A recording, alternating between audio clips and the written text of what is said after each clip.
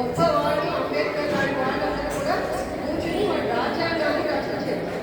And it is the biggest constitution, it is huge constitution in the whole world. Actually చాలా దేశాలు ఈ నుండి ఎన్నో విషయాలు తీసుకున్నాయి వాళ్ళ కాన్స్టిట్యూషన్ వాళ్ళు రచించుకుని. సో అందుకని చెప్పేసి ఆ దాన్ని పురస్కరించుకుని ఇవాళ సెలబ్రేట్ చేస్తున్నాం అన్నమాట.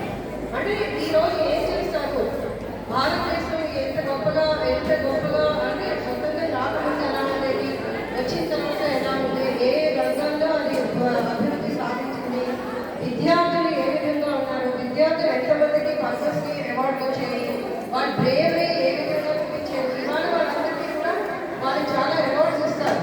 అంటే వాళ్ళ బ్రేవరీకి చిన్నగా ఎవరైనా లేదా మొన్న ఎవరో ఒక పిల్లలు వాళ్ళు ఒక ఇన్వెన్షన్ ఏదో చేశారు. అంటే ఇంటర్మీడియట్ చదువుతున్న వాళ్ళు అనుకుంటాను. వాళ్ళు అంటే ఈవెన్ గ్యాస్ వచ్చినప్పుడు కూడా అదర్ టాక్సిన్స్ ఏంటి దానికి వాతావరణం విడుదల కాకుండా ఒక మెషిన్ తయారు చేశారనమాట. అది వాటర్కి కానీ పెట్టుకున్నట్లయితే ఆ వాటర్ కూడా అది అబ్జర్వ్ చేసుకుంటుంది, అట్మాస్ఫియర్కి పంపించుకుంటారు. సో అలాంటి వాళ్ళకి వాళ్ళు ఏంటంటే చాలా వాళ్ళ గౌరవం అనమాట. యాక్చువల్గా అవార్డు ఎవరికైనా వచ్చింది అంటే అది గౌరవానికి చిహ్నం. ఇప్పుడు యూనిఫామ్ లేకుండా ఫోటో తీయించుకోవడం అది గౌరవానికి చిహ్నం కాదు. So being in higher classes you must lead younger children. So మీరు అలా ఉన్నప్పుడు యంగర్ జనరేషన్ ఏ విధంగా ఉంటుంది ఒకసారి మీరు ఆలోచించుకోవాలి. ఆ ఆలోచన లేనప్పుడు విద్యార్థి దశలోనే ఇలా లేకపోతే ఏ విధంగా మీకు గొప్పవాళ్ళు అవుతారు. సో మీకు ఉపయోగపడాలి ఇద్దరు మిగిలిన సమాజానికి కానీ ఇంకోటి కానీ అవన్నీ పక్కన పెట్టండి. ఇద్దరు మీరు ఉపయోగపడాలంటే మీరు మంచిగా ఉంటేనే కదా ఉపయోగపడతారు. లేని ఏ విధంగా ఉపయోగపడతారు. సో మిమ్మల్ని చూసి మీ తల్లిదండ్రులు గర్వపడాలి, మిమ్మల్ని చూసి మీకు చదువు చెప్పిన టీచర్లు గర్వపడాలి. మేము మనస్ఫూర్తిగా చదువుకున్న పిల్లలు ఎంత గొప్పగా ఉన్నారు, ఎంత చక్కగా ఉన్నారు అని చెప్పేసి. సో వేరే కాలేజ్ వాళ్ళు ఎవరైనా సరే మనకి ఫోన్ చేసి చెప్పాలి, మా స్కూల్ నుండి వచ్చారంటే మీ పిల్లలు చాలా బాగున్నారు, చాలా చక్కగా ఉన్నారు అని చెప్పేసి. అది కదా నిజమైన గౌరవం ఎవరైనాను. అంతేగాని వెళ్ళిన దగ్గర నుండి వాళ్ళు బాగాలేరు, వాళ్ళు ఇంటర్సిప్లిన్గా ఉన్నారు, వాళ్ళు ఏం చెప్పినా చేయరు అని చెప్పేసి అంటే అది మంచి పేరు కాదు కదా. సో అందుకని యాక్చువల్గా భారతదేశం ఒక అభివృద్ధి అందుకనే చిన్నపిల్లలు భుజస్కంధాల మీద ఉంది అన్నారు వివేకానంద. చిన్నపిల్లలు భుజస్కంధాల మీద ఉంది అంటే ఒక చిన్న ప్రశ్న అడుగుతాను. ఒక విత్తనం నాటినప్పుడు ఏమొస్తుందండి?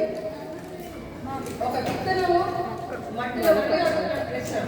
ఒక విత్తనము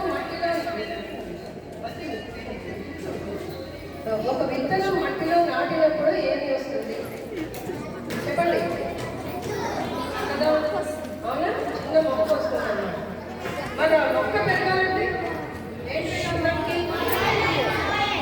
so all these are very much essential, isn't it? Air, water, sunlight, chlorophyll, everything. Then how will the plant transform into? How will the plant grow? దేని కింద గ్రో అవుతుంది? చెట్టు కింద గ్రో అవుతుంది కదా. అంటే ఒక పెద్ద మొక్క ఆ మొక్క మహావృక్షం అవుతుంది.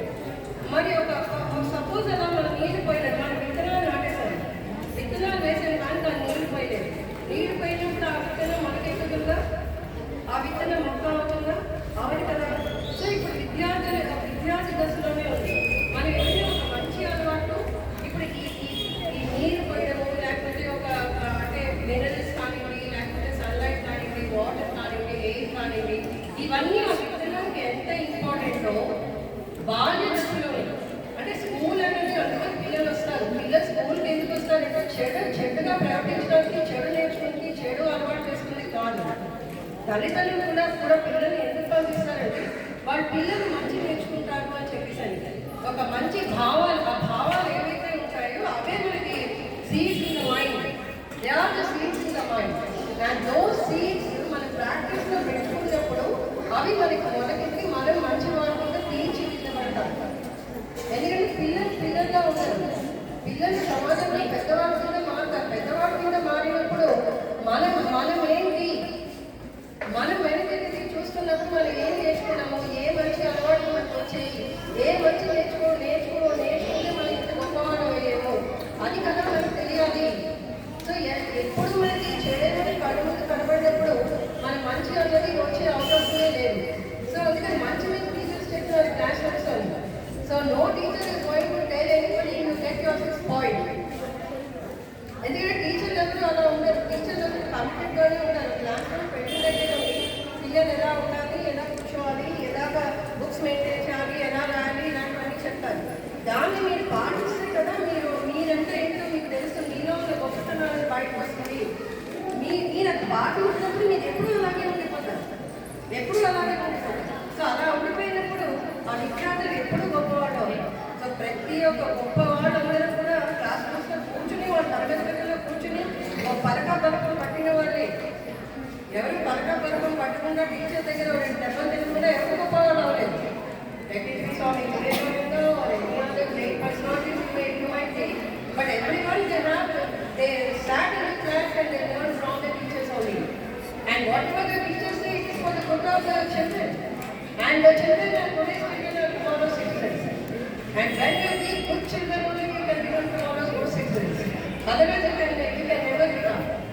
మేము చూసినప్పుడు ఎంత గర్వంగా పిల్లవాడు. ఈ పిల్లవాడికి నేను చదువు చెప్పాను. అది ఎల్కేజీ టీచర్ దగ్గర 10th క్లాస్ టీచర్ ఎవరైనా ఒకటే టీచరే. ఎల్కేజీ టీచర్ వేరు, 10th క్లాస్ టీచర్ వేరు, అలా ఉండదు. టీచర్ దృష్టిలో అందరూ సమానమే. LKG student or 10th class student. But they learn what is good, they have to learn and the teacher moulds them.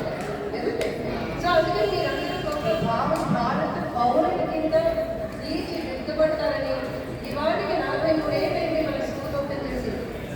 School తెరిచి 43 ఏళ్ళైంది. 43 ఏళ్లలో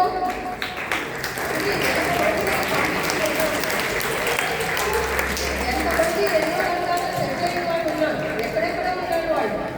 ఎప్పుడెప్పుడు మధ్యలో వచ్చిన వైజాగ్ వచ్చినప్పుడు వాళ్ళు ఫోన్ చేస్తారు, కలుస్తారు, అవకాశం అవుతాయి. లేకపోతే ఒకసారి ఇంటికి వస్తారు, ఒకసారి కాలెండర్ పెడతారు. That's all. కానీ మన దగ్గర చదువుతున్నారు. మనకి ఇప్పుడు నిన్ననే ఎవరు నేమని టీచర్ అబ్బాయి ఏంటంటే నేమని జడ్జ్ అయ్యారు. హైదరాబాద్ హైకోర్టు లాయర్ నిన్న పెట్టాడు. నాకు గుర్తులేదమ్మా అంటే మేడం నేను మర్చిపోయిన 99 బ్యాచ్ మేడం అన్నారు. అయితే గుర్తు తెచ్చుకుంటానమ్మా అన్నారు. నా పిల్లలు మొహం చూడడం కూడా ఎప్పుడు అలవాటు లేదు. ఈ మధ్యనే చూస్తున్నాను. ఇదివరకు ఎప్పుడు మొహం కూడా చూసిందంట. వాళ్ళకి గుర్తుంటాను కానీ నాకు గుర్తుంది. సో అలాగే ఎందుకంటే ఇప్పుడు పిల్లల్లో చాలా మార్పు వచ్చేటప్పుడు మొహం చూడాల్సి వస్తుంది. అప్పుడు అలా లేదు. వాళ్ళు లాస్ట్ అంత దూరం చూస్తేనే వాళ్ళు చాలా భయంతో కూర్చునేవాళ్ళు అనమాట. వాళ్ళే కండక్ట్ వాళ్ళు కాబట్టి చూసే అవకాశం కూడా కనబడింది. సో అందుకే మీరందరూ కూడా గొప్పవాళ్ళు అవ్వాలని చెప్పేసి ఆకాంక్షిస్తూ మీ అందరికీ మరొకసారి on this auspicious day of Republic Day we all hope that మళ్ళీ మర్చిపోకండి. Arise talk out the goal is reached అని చెప్పేసి అది కేవలం ఒక మాటలు కావు. That's not simply words, that the words of inspiration. Words of inspiration. And another sentence is what Vivekananda said is, the destiny of India is shaped in classrooms. తరగతి గదిలోనే భారతదేశం ఒక డెస్టినీ రూపుదిద్దుకుంటుంది అన్నారు. తరగతి గదిలో ఎందుకు చెప్పారు? బీచ్లో చెప్పలేదే, ఒక ర్యాలీలో చెప్పలేదే, సినిమాలో చెప్పలేదే, లేదా ఇప్పుడు నేను చూస్తున్న ఇన్స్టాగ్రామ్ రీల్స్లో చెప్పలేదే. తరగతి గదిలో స్పెసిఫిక్గా చెప్పారు బొటానీ కమిషన్. సో అందుకనండి తరగతి గదిలో విద్యార్థులు ఎంత చక్కగా రూపుదిద్దుకుంటే అంత గొప్ప వాళ్ళ కింద వాళ్ళు తయారవుతారు అని చెప్పేసి దాని యొక్క అర్థమైందా? సో అందుకని వివేకానందుడు కూడా ఏం చెప్పారంటే చిన్న పిల్లలకి ఉప్పు నరాలు ఉంటాయి. ఆ ఉప్పు నరాలతో వాళ్ళు ఏదైనా సాధించగలరు అనుకున్నది. అందుకని అనుకోవాలి అనేటువంటి తలంపు మన మనసులో రావాలి. దానికి టీచర్లు నాంది కావాలి అని. సో అందుకని నాంది అయినా సరే మీరు దాన్ని ఆశ్రయించగలిగినప్పుడు మాత్రమే ఇవన్నీ సాధ్యం అవుతాయి. సో ఆ మనిషికి అసాధ్యమైన ఏది లేదు. కొంచెం కష్టం కావచ్చు. ఇప్పుడు మనం ఇవాళ తిరుగుతున్నాం, లేదు నేను తిరగకుండా కూర్చుంటాను అని మనం అనుకుని కాలు కదిలి ప్రతిసారి లేదు నేను కూర్చోవాలి, నేను కదలకూడదు అనుకున్నది మనిషికి అసాధ్యం ఉందా? ఇవాళ మనిషి ఆకాశాన్ని తిరుగుతున్నాడు, చంద్రమండలం మార్స్ మీద అడుగు పెడుతున్నాడు, ఎన్ని రకాలుగా ఆలోచిస్తున్నాడు. మరి అలాంటి చిన్న క్లాస్ రూమ్లో మనం కూర్చోలేమా? Why you must take a DC unnecessarily?